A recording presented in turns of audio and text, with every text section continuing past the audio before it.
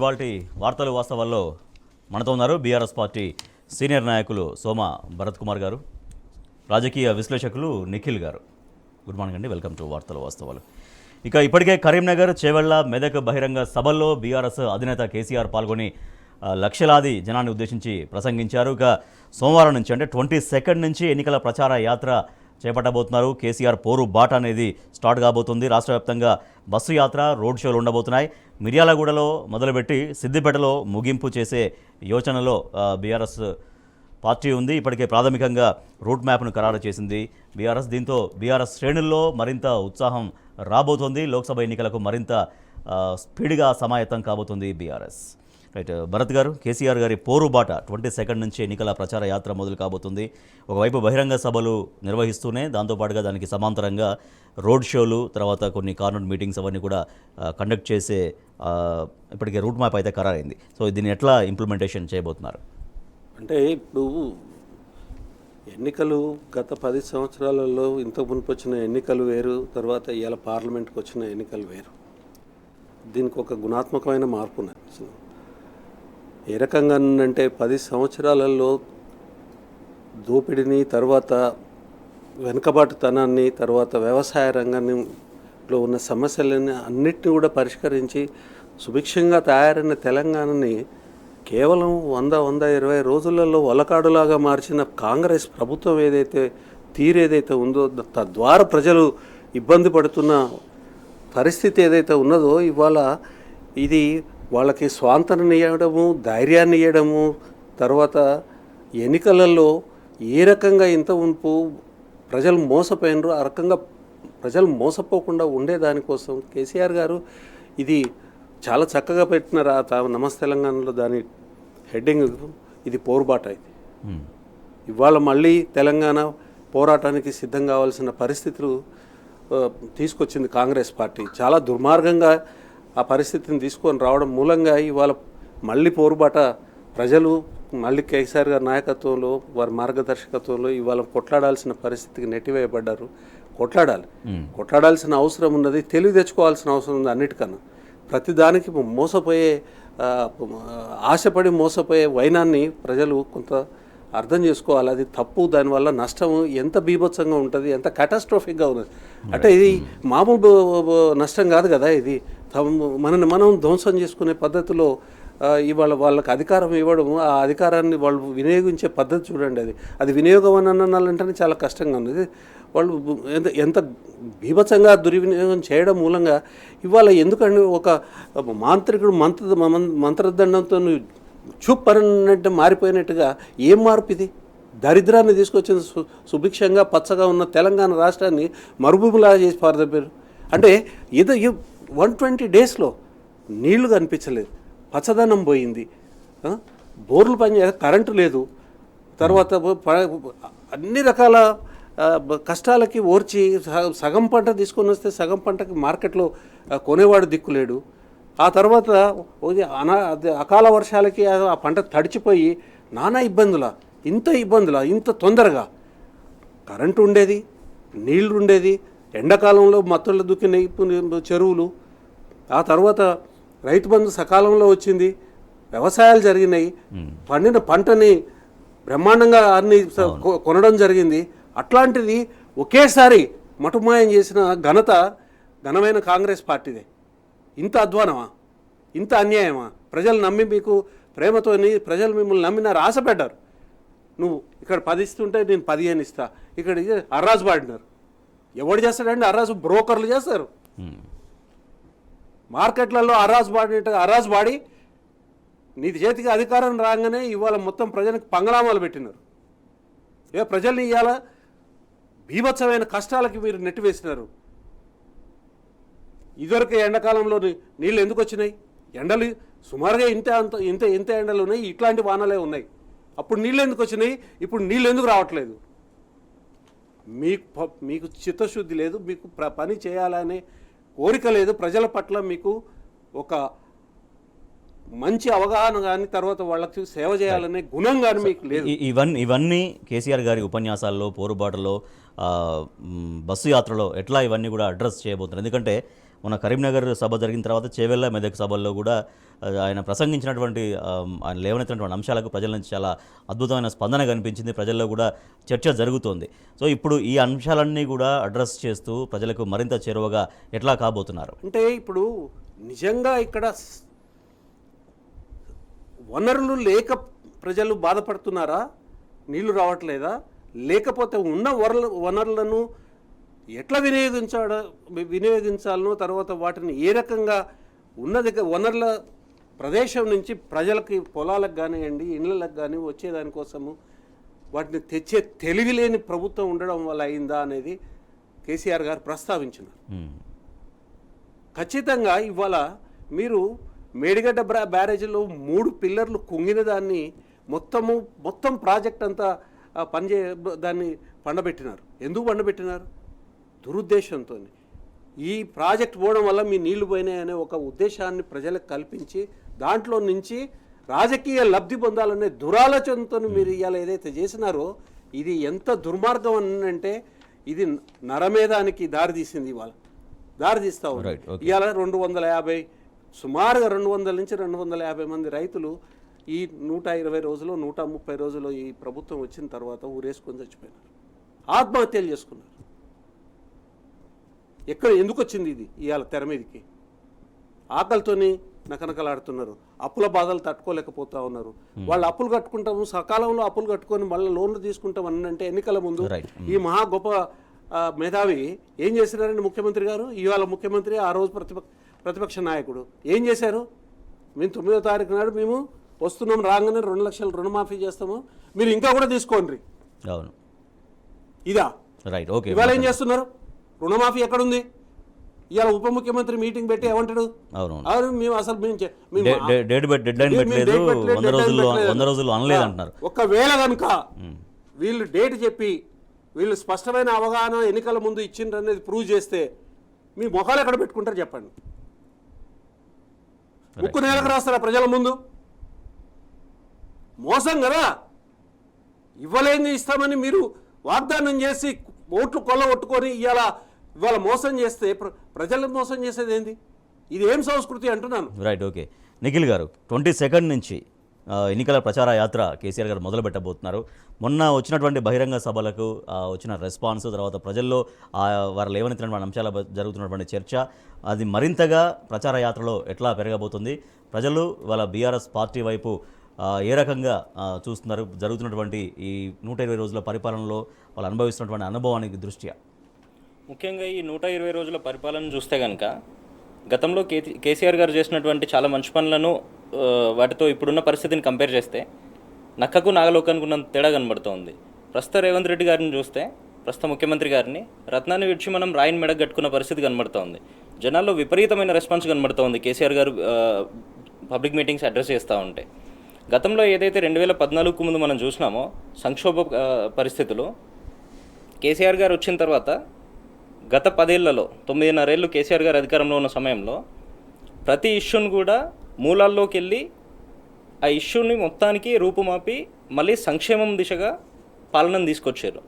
గత 10 ఏళ్లలో తను అనేక రాత్రులు కష్టపడి, డే అండ్ నైట్ కష్టపడి పరిపాలనను చాలా మెరుగు చేశారు. సంక్షోభంగా ఉన్న తెలంగాణ మొత్తాన్ని కూడా సంక్షేమం వైపు మళ్లించారు. ఇప్పుడు వీళ్ళు వచ్చిన తర్వాత ఈ 120 రోజుల పాలనను చూస్తే రాబోయే 5 ఏళ్ళు రాష్ట్రంలో ఉండాల్సిన పరిస్థితులు ఎట్లా ఉంటాయో మనకి ఇప్పుడే కనబడుతూ ఉంది. ఖచ్చితంగా ప్రశ్నించే గొంతు ఉండాలన్న విషయంలో గతంలో టీఆర్ఎస్ పార్టీ ఏ రకంగా అయితే ఉద్యమకాలంలో కానీ, ఆ తర్వాత కేంద్ర ప్రభుత్వం నుండి రాష్ట్రానికి రావాల్సిన నిధుల విషయంలో కానీ ఏ రకంగా అయితే ఉద్యమం చేసిందో, అదే రకంగా ఖచ్చితంగా ఇప్పుడు కేసీఆర్ గారు చేసే పోరుబాటులో జనాల నుండి మరింత సపోర్ట్ వచ్చి ఖచ్చితంగా ఇప్పుడు వచ్చే పార్లమెంట్ ఎలక్షన్లో టీఆర్ఎస్కు మెరుగైన ఫలితాలు వస్తాయని మనం ఆశించవచ్చు.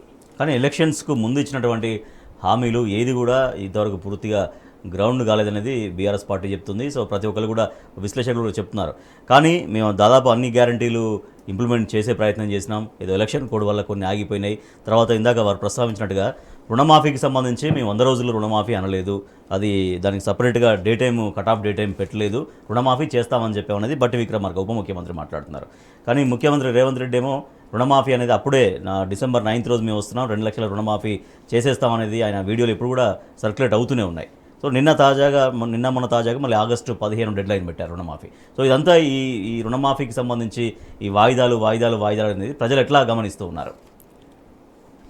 గతంలో ఏదైతే కేసీఆర్ గారు ఎలక్షన్లకు ముందు రుణమాఫీ చేశారో, రుణమాఫీ చేసిన పరిస్థితుల్లో రేవంత్ రెడ్డి గారు అనేక బహిరంగ సభల్లో జనాలను మభ్యపెట్టడానికి, ప్రజల్ని మభ్యపెట్టడానికి మీరు ఇమ్మీడియట్గా వెళ్ళి బ్యాంకుల్లో 2 లక్షల రుణాలు తెచ్చుకోండి, డిసెంబర్ 9 రోజు నేను ఎప్పుడైతే ప్రమాణ స్వీకారం చేస్తానో కాంగ్రెస్ పార్టీ తరపున ఆ రోజు ఇమ్మీడియట్గా మొదటి సంతకం దాని మీదనే పెట్టి కంప్లీట్ 2 లక్షలు ఒకే విడతలో మొత్తం మాఫీ చేస్తా అని అనేక బహిరంగ సభల్లో చెప్పారు.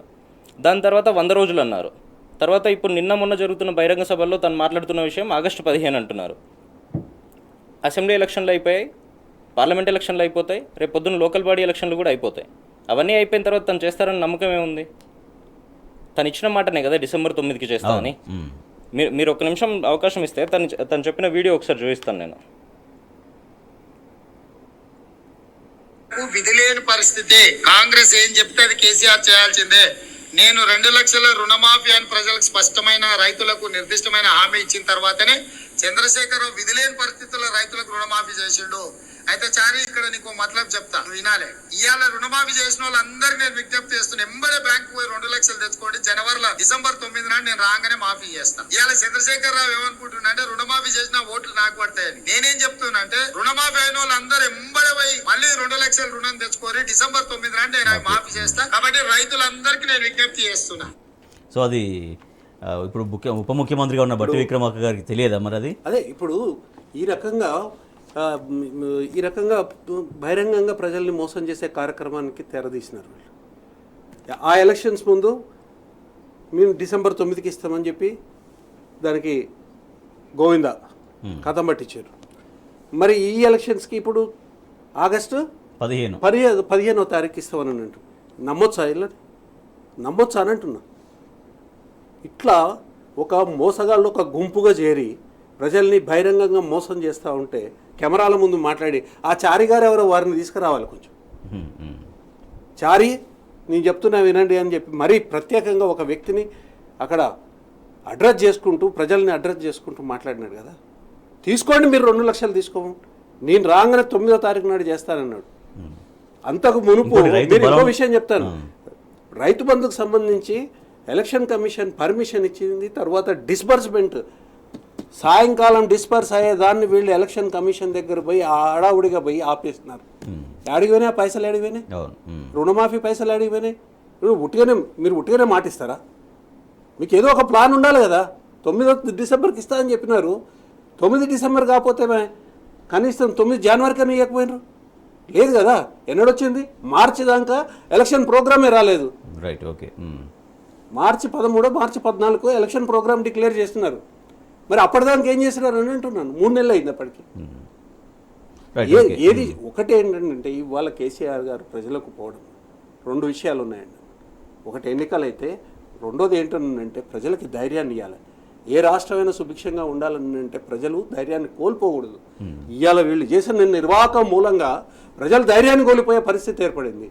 కాబట్టి ఇది కరెక్ట్గా పోరుబాట, ఎన్నికల పోరుబాట, ఇది సమస్యల ఎన్నికల పోరుబాట. ఇది నిఖిల్ గారు మీట్ ది ప్రెస్లో నిన్న డిప్యూటీ సీఎం బట్టి విక్రమార్క గారు మాట్లాడిన దాంట్లో రైతుల బలవన్మరణలపైన నిరాధార ఆరోపణలు చేస్తున్నారనేది. కానీ నిజంగా ఎంతమంది రైతులు కాంగ్రెస్ ప్రభుత్వం ఏర్పడిన తర్వాత బలవన్మరణానికి పాల్పడ్డారో, ఈ మధ్యలో హరీష్ రావు గారు కూడా టోటల్గా వాళ్ళ నేమ్స్తో 209 మంది రైతులతో ప్రభుత్వానికి లేఖ కూడా రాశారు. బట్ బలవన్మరణలపైన మాకు ఎటువంటి నిరాధార ఆరోపణలు చేస్తున్నారు, మాకు ఎటువంటి ఆధారాలు లేవు అనేది డిప్యూటీ సీఎం బట్టి విక్రమార్క గారు మాట్లాడుతున్నారు. మీరు అదే విషయం రుణమాఫీ విషయంలో చూస్తే కూడా ముఖ్యమంత్రి గారు ఒక మాట మాట్లాడుతూ ఉంటారు, ఉప ముఖ్యమంత్రి గారు మరో మాట మాట్లాడుతూ ఉంటారు. వాళ్ళ ఎమ్మెల్యేలు 2-3 ఏళ్ళ టైం ఉంది కదా, 2-3 సంవత్సరాల గడువులో చేస్తామని చెప్తారు. మళ్ళీ ఇదే విషయానికి వస్తే ఈ వడ్ల కొనుగోలు కానీ ఇప్పుడు జరుగుతున్న పరిస్థితుల్లో ముఖ్యమంత్రి గారు ఏ విషయంలో కూడా ప్రజలకు భరోసా ఇవ్వడమో, నేనున్నానని సపోర్ట్గా ఉండడమో, లేదంటే డబ్బుల విషయంలో తను సపోర్ట్ చేయడమో, ఏ విషయాల్లో కూడా తన వైపు నుండి సపోర్ట్ కనబడతలేదు. ఎంతసేపు చూసినా పొద్దున్న లేస్తే రాజకీయాలు గేట్లు ఎత్తడము, ఎమ్మెల్యేలను చేర్చుకోవడము, పక్కపాటి ఎమ్మెల్యేలను లాగడము, ఇదే విషయంలో తను ఫోకస్ చేస్తూ ఉన్నారు. బట్టి విక్రమార్క గారు అంత వేగంగా మాట్లాడాల్సిన అవసరం లేదు. తను ఒక గౌరవప్రదమైన స్థాయిలో ఉన్నప్పుడు రైతులు చనిపోలేదు అని ఎట్లా మాట్లాడతారు? వాళ్ళు అదే విషయము ఎప్పుడైతే హరీష్ రావు గారు కానీ, కేటీఆర్ గారు కానీ, కేసీఆర్ కానీ అనేక సార్లు చెప్పారు, ప్రెస్ మీట్లో కానీ, బహిరంగ సభల్లో కానీ, మీకు దమ్ము ధైర్యం ఉంటే చనిపోయిన వాళ్ళ లిస్ట్ ఇవ్వండి అని అంటే ఇమ్మీడియట్గా కేసీఆర్ గారు, హరీష్ రావు గారు వీళ్ళందరూ పంపించారు. లిస్టు కూడా మీకు వచ్చిన తర్వాత ఆ లిస్టు కరెక్టా కాదా అనేది వెరిఫై చేయాల్సిన అవసరం ఉంది కదా. Right, okay. ఇవన్నీ లేకుండా ఎట్లా మాట్లాడతారు? రైట్. కళ్ళంలో కన్నీళ్లు, అకాల వర్షానికి తడిసిపోయిన ధాన్యపు రాసులు అంటూ మనం వార్త చూస్తున్నాం. కొనుగోలు కేంద్రాల్లో నీటి పాలైనటువంటి వడ్ల కుప్పలు. సిరిసిల్ల జిల్లాలో 10,000 క్వింటాళ్ళు తడిసిపోయి రైతులు తీవ్రంగా నష్టపోయారు. దాంతోపాటుగా కొనుగోలు కేంద్రాల దగ్గర ఎటువంటి వేగంగా కొనుగోలు జరపట్లేరు. ఓవైపు వర్ష సూచన ఉన్న నేపథ్యంలో చాలా ఇబ్బందులు పడుతున్నారు రైతన్నలు. వడ్లు అమ్మేందుకు రైతులు తిప్పలు పడుతున్నారు. కొనుగోలు కేంద్రాల్లో కొర్రీలు పెడుతున్నారు. 15 రోజులైనా కూడా ఎటువంటి కాంటాలు జరగట్లేవు. రైతులు దీంతో మరింత తీవ్రంగా ఇబ్బందులు పడుతున్నారు. భరత్ గారు, ఓవైపు కళ్ళంలో ధాన్యం పెట్టుకొని కన్నీళ్లు రైతులు పెట్టుకోవాల్సిన పరిస్థితి చూస్తున్నాం. తర్వాత కొనుగోలు కేంద్రాల్లో ఎటువంటి ట్రాన్సాక్షన్స్ అనేవి పూర్తిగా ఆశించిన స్థాయిలో జరగకపోవడం వల్ల రైతులు ఎంత ఇబ్బంది పడుతున్నారు? ప్రజలకి ఈ మాధ్యమం ద్వారా ఒకసారి గుర్తు చేయాలనుకుంటున్నాను. కోవిడ్ పరిస్థితుల్లో కూడా తెలంగాణ ప్రభుత్వం కేసీఆర్ గారి నాయకత్వంలో ఒక గింజ వదలకుండా ప్రతి గింజని కూడా సేకరణ చేయడం జరిగింది. వారం రోజుల లోపల డబ్బులు వాళ్ళ అకౌంట్లలో వేయడం జరిగింది. ఇవాళ పంట సరిగా పండలే. వీళ్ళ ముదనష్టపు వ్యవహారం మూలంగా, ఈ ప్రభుత్వం యొక్క చేతగాంతనం మూలంగా పంటలు ఎండిపోయినాయి. ఎండిపోయిన తర్వాత వచ్చిన ఏదైతే పంట ఉన్నదో ఆ పంట ఇవాళ ఆ రైతులు కళ్ళాలల్లో పోసుకొని కొనుగోలు అమ్మడం కోసం ఎదురు చూస్తూ ఉంటే 15 రోజులు 20 రోజులు కళ్ళాలల్లో కాటా లేకుండా ఉంచితే ఏ రకమైన ఇబ్బందులు ఉంటాయి? వ్యవసాయం చేసినోడికి తెలుస్తుంది, వ్యవసాయం ఉన్నోడికి తెలుస్తుంది, వ్యవసాయాన్ని అనుభవించినోడికి తెలుస్తుంది. ఈ ప్రభుత్వంలో ఉన్న వాళ్ళకి రైతులంటే పట్టింపే లేదు కదా. మొన్నటిదాకా ఉన్న టార్పాలిన్లు ఎక్కడికి మాయమైనాయండి? ఇవాళ సగం కూడా లేదు పంట దిగుబడి. గతంలో పోలిస్తే సగం కూడా పంట దిగుబడి లేదు. 15 రోజులు మీరు కళ్ళాలలో పెడతా ఉన్నారు. మార్కెట్ కళ్ళాలలో తర్వాత పెట్టున్నాయి. వాటికి ఇవాళ అకాల వర్షాలు వస్తే కప్పేదానికి టార్పాలిన్లు ఎక్కడ పోయినాయి? మొన్నటిదాకా ఉన్న టార్పాలిన్లు ఎక్కడ మాయమైనాయి? మాయం చేస్తున్నారు. ఎందుకు మాయం చేస్తున్నారు? ఎవరికి మేలు చేయడం కోసం మాయం చేస్తున్నారు, ఎవరికి కీడు చేయడం కోసం మాయం చేస్తున్నారు? రైతులకి కీడు చేయడానికి, రైతుల్ని నష్టపరిచేదానికోసము, ప్రైవేట్ వ్యాపారస్తుల్ని లాభపరిచేదానికోసం ఈ దొంగ నాటకాలన్నీ చేస్తూ ఉన్నారు. సో అట్లాంటి సౌకర్యాలు లేకపోవడం వల్ల ఉన్న సౌకర్యాలు పీకేసినారు. ప్రైవేట్ వ్యాపారులను ఆశ్రయిస్తారు వాళ్ళు. ఇక రైతులు ఏదో ఎంతకో అంతకి ఇక పోతే పోయింది, ఎంతకో అంతకని చెప్పేసి రైతుకి అంత టైం అంత క్షమత ఎక్కడ ఉన్నదండి? వాళ్ళ దగ్గర ఆ బలం ఎక్కడ ఉన్నది? ఖరాబ్ చేసి పెట్టారు కదా. రైతు బంధు ఇవ్వకపోతుంది. తర్వాత వీటిని మళ్ళీ వెనకకి తీసుకుపోవాలంటే ఎంత డబ్బు? కిరాయిలకే వచ్చి తీసుకొచ్చి పోయడానికి డబ్బు, తీసుకుపోవడానికి డబ్బు, నిలువెక్కడ పెట్టుకోవాలి, ఒత్తిళ్ళు ఎట్ట తట్టుకోవాలి, పెట్టుబడులు ఎక్కడి నుంచి రావాలి? ఏ ఒక్క విషయం మీద కూడా పట్టింపు లేని ధోరణి. ఒకటేమో తెలివి తక్కువతనము, ఇంకోటి పట్టింపు లేని ధోరణి. మొత్తము ఈ రెండు కలిపేసేసేసి తెలంగాణ రైతులు నిండా ముంచిన ప్రభుత్వం కాంగ్రెస్ ప్రభుత్వం. ఇది చంద్రబాబు కాంగ్రెస్ ప్రభుత్వం, ఆంధ్రజ్యోతి కాంగ్రెస్ ప్రభుత్వం కాదా? మరి ఇది ఇంతకన్నా అధ్వానం ఏమైనా ఉంటుందా? ప్రజలు ఏం చేయాలి మరి? దీనికి ధైర్యం కోల్పోకుండా చూసుకోవాల్సిన బాధ్యత ఉన్నది, పొలిటికల్ పార్టీలకు ఉన్నది. అందుకనే కేసీఆర్ గారు ఇవాళ ప్రజలకి ధైర్యాన్ని ఇచ్చి ఫ్యూచర్లో ఒక విశ్వాసాన్ని కల్పించి వాళ్ళని నిలబెట్టి మళ్ళా కొట్లాడి మళ్ళీ వాళ్ళకి ఒక సుభిక్షమైన రాజ్యాన్ని తీసుకొని రావడం కోసమే ఇవాళ ఈ పోరుబాట. Right, okay. నిఖిల్ గారు, గత ప్రభుత్వం బీఆర్ఎస్గా ఉన్నప్పుడు కొనుగోలు కేంద్రాల్లో ఎట్లా జరిగింది? ఇవాళ కొనుగోలు కేంద్రాల్లో పరిస్థితి ఎట్లా కనపడుతోంది? గతంలో ఎప్పుడైతే కేసీఆర్ గారు ప్రభుత్వం ఉండేనో రైతులు పంటను కొనుగోలు కేంద్రాలకు తీసుకురావడమే ఆలస్యంగా వెరీ ఇమ్మీడియట్గా కొనుగోలు చేసి చాలా తక్కువ టైంలో 3-4 రోజుల వ్యవధిలోనే పూర్తి డబ్బును రైతుల అకౌంట్లో డైరెక్ట్గా జమ చేసేది. ఇప్పుడున్న పరిస్థితిలో కొనుగోలు కేంద్రాలు వాళ్ళు లెక్కల్లో చూపిస్తూ ఉన్నారు, మేము ఫలానా జిల్లాలో 300 కొనుగోలు కేంద్రాలు ఓపెన్ చేసాం, 400 ఓపెన్ చేసామని. ఆన్ ఫీల్డ్ పోయి చూస్తే దాంట్లో సగం కూడా ఓపెన్ అయ్యలేవు. చాలా వరకు ధాన్యం ఆల్రెడీ ఇప్పుడు ప్రస్తుతం ఉన్న వర్షాభావ పరిస్థితుల వల్ల తడుస్తున్న పరిస్థితి మనం చూస్తూ ఉన్నాము. రైతులు ఏం చేయాలో తెలియని పరిస్థితిలో ఉన్నారు. మీరు ఏదైతే 500 రూపాయలు బోనస్ ఇస్తామన్నారో ఆ బోనస్ ఇవ్వలేదు. మీరు బోనస్ ఇస్తానంటే ఎలక్షన్ కమిషన్ అడ్డు చెప్తుందన్న సాకు చెప్తా ఉన్నారు. ప్రతిపక్ష పార్టీగా టీఆర్ఎస్ పార్టీ కానీ మిగతా పార్టీలు కానీ చెప్తా ఉన్నాయి, మేము అబ్జెక్షన్ చెప్పము, మీరు ఎలక్షన్ కమిషన్కి రాయండి అని. ఆ విషయంలో కూడా వాళ్ళ సైడ్ నుంచి ఏ రకమైన స్పష్టత ఇవ్వట్లేదు. అదిపోతే గతంలో ఏదైతే 2 కిలోలు 40 కిలోల సంచుల మీద 2 కిలోల తాళపేరుతో తీస్తున్నారని ఇదే ముఖ్యమంత్రి గారు రేవంత్ రెడ్డి గారు గతంలో ప్రతిపక్షంలో ఉన్నప్పుడు వీళ్ళ మంత్రివర్గంలో ఉన్న సభ్యులు, ప్రస్తుతం మీరు చెప్పినటువంటి సిరిసిల్ల జిల్లాకు సంబంధించి అదే ఉమ్మడి కరీంనగర్ జిల్లాకు సంబంధించి జీవన్ రెడ్డి గారు, వీళ్ళందరూ చాలా గొడవలు చేశారు. రోడ్ల మీదకి జనాలను తీసుకొచ్చి జనాలను రెచ్చగొట్టి లేనిపోని పరిస్థితులు సృష్టించారు. ఇప్పుడు వాళ్ళే ప్రభుత్వంలో ఉన్నారు, మళ్ళీ అదే 2 కిలోలు తాళ్ళు తీస్తూ ఉన్నారు. మీరు ప్రభుత్వంలోకి వచ్చారు కదా, గతంలో మీరు చెప్పిన మాటలను మీరు మళ్ళీ ఎందుకు ఇంప్లిమెంట్ చేయట్లేదు? రైతులకు మేలు చేసే ఆలోచన మీకు అసలు ఎక్కడ కూడా కనబడట్లేదు కదా. సో రాష్ట్ర వ్యాప్తంగా రైతులు ఒక పోస్ట్ కార్డు ఉద్యమానికి కూడా శ్రీకారం చుట్టూ నడుస్తుంది. అది ఎకరానికి 15,000 రైతు భరోసా ఇస్తామన్నారు, అది ఇవ్వలేదు. 2 లక్షల రుణమాఫీ అనేది డేట్లు మారుస్తున్నారు, అది ఇవ్వలేదు. తర్వాత రైతు కూలీలకు 12,000 ఇస్తామన్నారు, అది లేదు. పంటలకు 500 రూపాయల బోనస్ ఇస్తామన్నారు, అది లేదు అనుకుంటూ ఏకంగా ముఖ్యమంత్రికి పోస్ట్ కార్డులతో రైతులు నిరసన వ్యక్తం చేస్తూ ఉన్నారు. సో రైతుల నుంచి ఇటువంటి వ్యతిరేకత ఎందుకు వ్యక్తం అవుతోంది? వీటన్నిటికంటే మీరు ఒక్కసారి గతంలో జరిగిన పరిస్థితులను చూస్తే రైతులకు సంబంధించి గతంలో దేశంలోనే ఏ నాయకుడు కూడా చేయనంత వరకు ఆలోచన చేసి కేసీఆర్ గారు రైతు ఎప్పుడైతే పంట వేయడానికి దుక్కి దున్నడం స్టార్ట్ చేస్తాడో ఆ టైం నుండే రైతులకు పెట్టుబడి సాయం చేయాలన్న ఆలోచనతో 5,000 రూపాయలు ఎకరానికి ఇమ్మీడియట్గా వాళ్ళ అకౌంట్లో జమ చేసేవాళ్ళు, మధ్యలో ఏ మీడియేటర్ కూడా లేకుండా. నీళ్ళు ఇచ్చేవాళ్ళు, ప్రాపర్గా కరెంట్ ఇచ్చేవాళ్ళు, రైతు బంధు పెట్టుబడి ఇచ్చేవాళ్ళు. దాని తర్వాత మళ్ళీ ఏదైనా పరిస్థితుల్లో అనుకోని పరిస్థితుల్లో రైతు చనిపోతే రైతు బీమా ఇచ్చేవాళ్ళు. కొనుగోలు కేంద్రాల్లో ఎక్కడ ఇబ్బంది ఉండేది కాదు, రైతులకు డబ్బులు పే చేసే విషయంలో ఎక్కడ ఇబ్బంది ఉండే కాదు. ఇప్పుడు చూస్తూ ఉంటే ఈ మొత్తం సీక్వెన్స్లో మీకు ఏ ఒక్కటి కూడా సక్రమంగా జరుగుతున్న పరిస్థితి కనబడతలేదు. మరీ ముఖ్యంగా రైతులు ఎప్పుడైతే దుక్కి దున్ని పంట వేసే పరిస్థితి ఉండేనో వీళ్ళు ప్రభుత్వంలోకి అధికారంలోకి వచ్చిన కొత్తలో అప్పుడు ఇవ్వాల్సిన రైతు బంధు ఈరోజు పంట కోసి కొనుగోలు కేంద్రాలకు కూడా తీసుకొచ్చారు రైతులు. ఈ రోజుకు మీరు రైతు బంధు డబ్బులు జమ చేయలేకపోయారు. మీ దగ్గర అసలు ఎంతమంది రైతులు ఉన్నారో తెలియదు మీకు.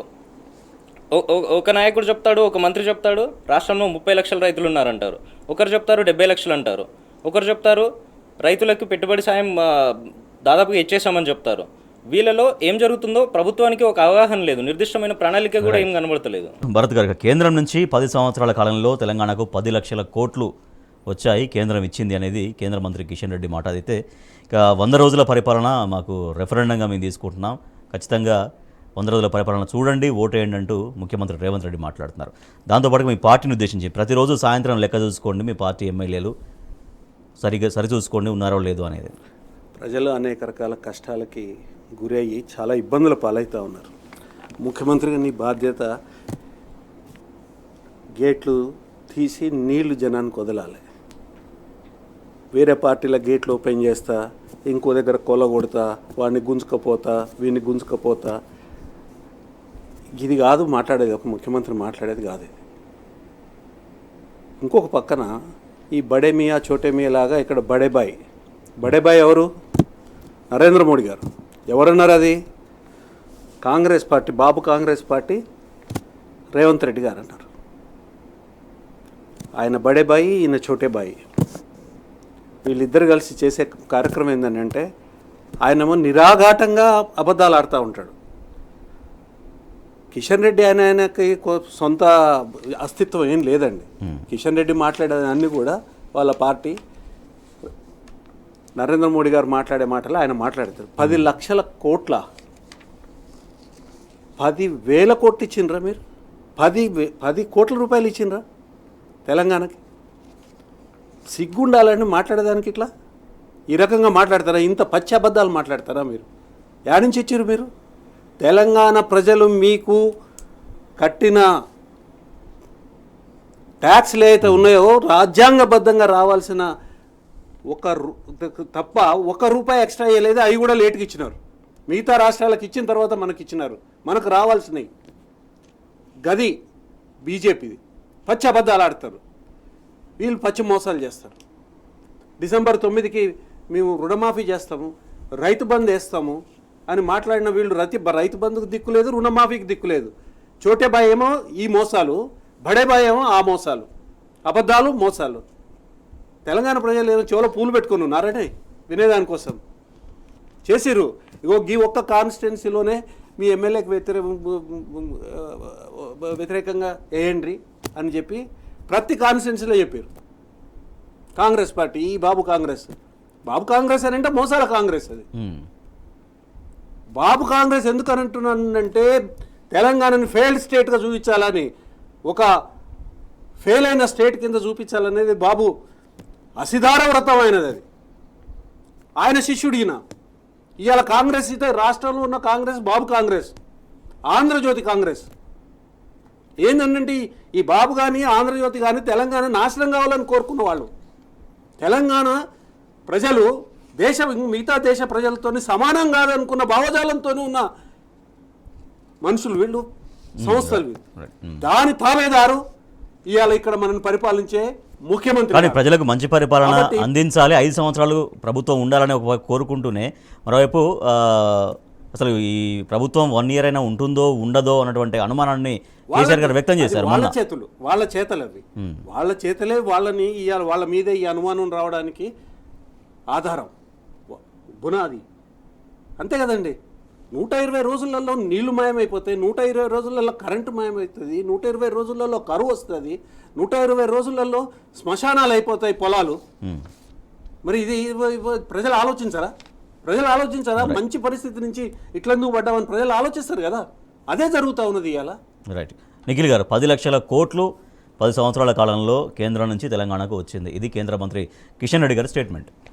గత 10 సంవత్సరాల్లో ఉన్న లెక్కలను చూస్తే మనము తెలంగాణ నుండి కేంద్రానికి 100 రూపాయలు వెళ్తే దాంట్లో రాజ్యాంగబద్ధంగా తెలంగాణకు రావాల్సింది 42 రూపాయలు ట్యాక్స్ డివాల్యూషన్ కింద. మనకు 42 రూపాయలను వాళ్ళు 27 రూపాయలకు తగ్గించారు. వాళ్ళు ఎప్పుడైతే మోడీ గారు అధికారంలో వచ్చారో కేంద్రంలో, ఆ 27 రూపాయలు మనం 100 రూపాయలు ఇస్తే వాళ్ళు ఇచ్చింది 27 రూపాయలు.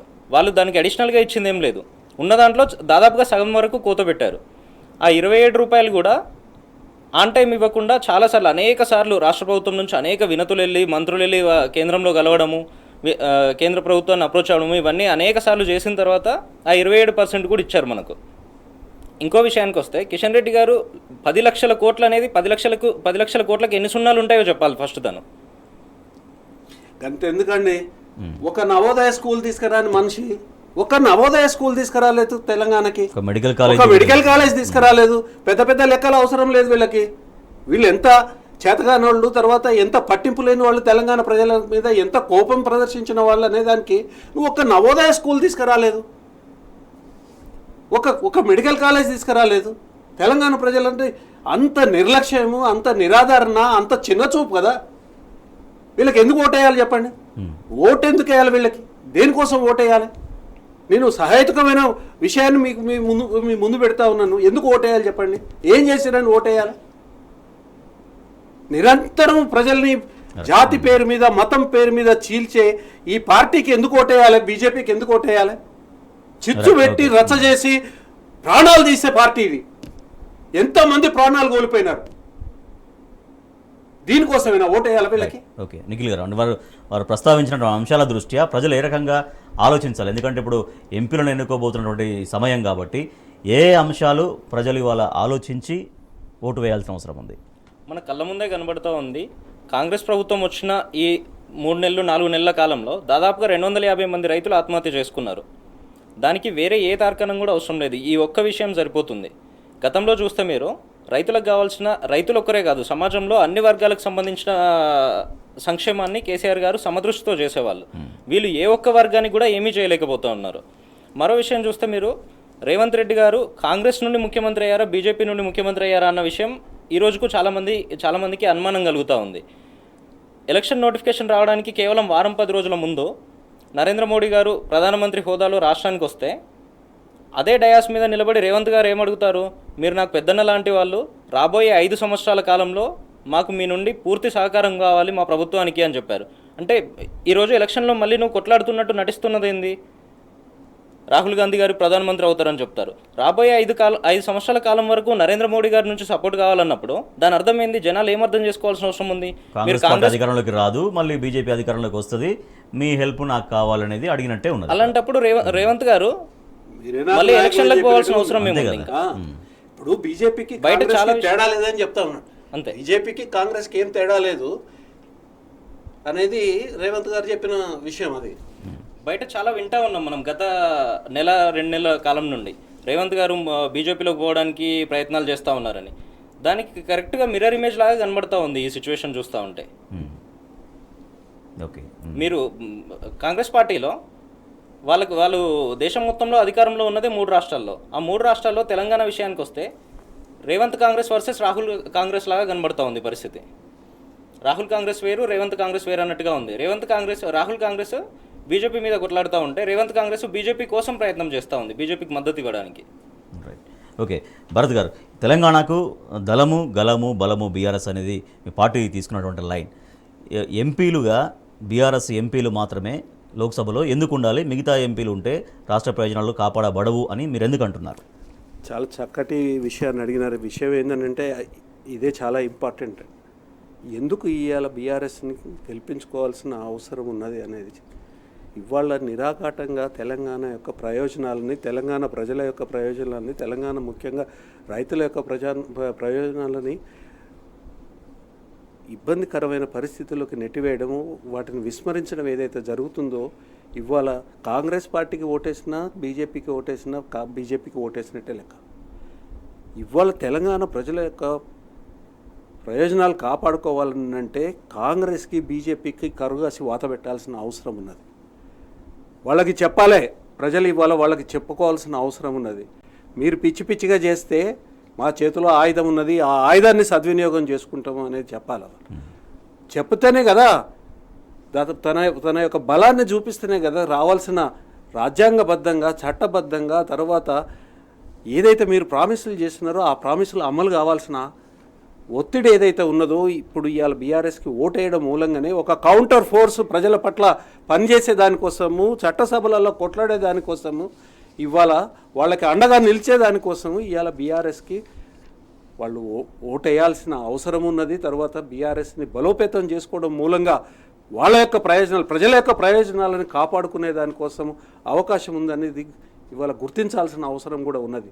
లేదు అని అంటే అనేక రకాల కుట్రలు జరుగుతున్నాయి. ఇవాళ తెలంగాణ అస్తిత్వం మళ్ళీ తెర మీదకి తీసుకొస్తున్నారు. అస్తిత్వానికే సవాలు విసిరే కార్యక్రమాలు చేస్తూ ఉన్నారు బాబు కాంగ్రెస్. బాబు నాయకత్వంలో ఉన్న రేవంత్ కాంగ్రెస్, ఓకే, బాబు మార్గదర్శకత్వంలో రేవంత్ కాంగ్రెస్ ఇవాళ తెలంగాణ నీళ్ళని దొబ్బుకొని పోయేదానికోసం, దోచుకుపోయేదానికోసం, కరెంటు దోచుకొని పోయేదానికోసము, వనరులను దోచుకునే దానికోసము, ఇవాళ తర్వాత అన్ని కీలకమైన వ్యవస్థలన్నిటి మీద పట్టు సాధించుకునే దానికోసము ఇవాళ ఇండైరెక్ట్గా ఆ పని జరుగుతున్నది. కాబట్టి ఈరోజు ఖచ్చితంగా బీఆర్ఎస్ అభ్యర్థుల్ని గెలిపించుకోవాల్సిన అవసరం. సో మీరు అన్నారు కాబట్టి ఒక వార్త మనం చూస్తున్నాం. యాక్చువల్లీ నిండా ముంచుడే ఇచ్చంపల్లి బ్యారేజ్తో తెలంగాణకు తొలి ప్రమాదం అనేది. సో అది కేంద్రంలోని బీజేపీ ప్రభుత్వం తెలంగాణ గోదావరి నీళ్లను తమిళనాడుకు తీసుకుపోవడం కోసం ఇచ్చంపల్లి అనేది ఒకటి స్టార్ట్ చేయబోతున్నారు. దాంతో తెలంగాణకు తీవ్ర నష్టం వాటిల్లబోతుంది. తెలంగాణ అస్తిత్వానికి ఇది శరాఘాతం అవుతుంది. తెలంగాణ జీవధార ఇవాళ గోదావరి. ఆ గోదావరి నీళ్లు తెలంగాణ ప్రజలకి దక్కకుండా ఉండేదానికోసము ఇవాళ అంటే ఎగువలో ఈ బ్యారేజీలు అన్నిటికీ ఎగువలో ఏ అయితే బ్యారేజీలు కట్టి ఇవాళ మనం ఎత్తిపోసుకుంటున్నామో ఆ బ్యారేజీలకి ఎగువలో ఇచ్చంపల్లిని ఎత్తు పెంచే కార్యక్రమం చేసి తెలంగాణ నీళ్లు తెలంగాణకు రాకుండా ఈ మళ్ళీ మద్రాసుకి మంచినీళ్ళు, ఈ మద్రాసు మంచినీళ్ళు తెలంగాణని ఇదివరకనే కొంపముంచినాయి. మద్రాసు మంచినీళ్ళ పేరు మీద కృష్ణా నదిని పెన్నా డెల్టాకి ఇచ్చినారు, ఆంధ్రాకి ఇచ్చినారు. అంతా ఇచ్చేసేసి మద్రాసుకి నీళ్లు పోయినాయా లేవో తెలియదు. కానీ మొత్తం కృష్ణా తెలంగాణ వాటా నీటి అన్నిటిని కూడా ఇవాళ ఆంధ్రాకి మళ్ళీ ఇచ్చిన కార్యక్రమం ఇదివరకు జరిగింది. ప్రజలు అప్పుడే మర్చిపోలేదు. ఎందుకనంటే ఇవాళ మనం ఎత్తిపోతలు పెట్టుకోవాల్సిన పరిస్థితి ఏర్పడింది కదా కృష్ణ మీద. వాస్తవానికి ఎత్తిపోతలు అవసరం లేకుండా నాగార్జున సాగర్ని ఎగువన కడితే మనకు నీళ్ళు వచ్చేది. ఇవాళ ఏం చేస్తుండ్రు, ఇచ్చంపల్లిని ఎగువన కట్టి మొత్తం ఇవాళ ఈ కాళేశ్వరం నీళ్లు తెలంగాణ ప్రజలకు రాకుండా ఉండే దానికోసం ఇవాళ ఈ బడేబాయి, ఈ చోటేబాయి, తర్వాత ఆ గడ్డం బాయి, ఎవరు చంద్రబాబు, మోడీ, తర్వాత రేవంత్ రెడ్డి కుట్ర పన్ని గోదావరి నీళ్లు తెలంగాణకు రాకుండా చేసే కార్యక్రమం చేస్తూ ఉన్నారు. ప్రజలు అప్రమత్తం కావాల్సిన అవసరం ఉంది. ఇది పార్లమెంట్లో కొట్లాడాలి. ఇది కొట్లాడాలంటే ఇవాళ మళ్ళీ బీఆర్ఎస్కి ఆ అధికారాన్ని, ఆ హక్కుని కల్పించాలి. ప్రజలు కల్పించాల్సిన అవసరం కూడా ఉంది ఎన్నికలలో. Right thank you so much Soma Bharat Kumar garu. Thank you so much Nikhil garu. ఇది వాటి వార్తలు వాస్తవాలు. చూస్తూనే ఉండండి టీ న్యూస్.